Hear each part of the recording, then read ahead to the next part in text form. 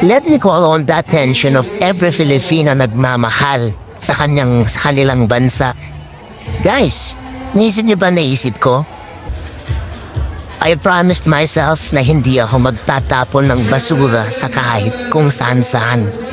Kung malit na basura ito, lalagay ko muna sa bulsa.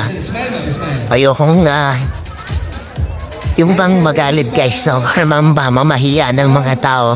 Pero naririyan guys, wala tayong disiplina in terms sa basura.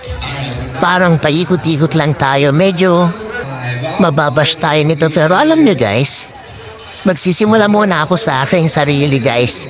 Kaya kailangan ko muna maging masinop at maging tapat at maging maayos at na hindi nagkatapon ng basura sa gilid-gilid lang. So, yan guys, yun lamang po muna ang aking gagawin.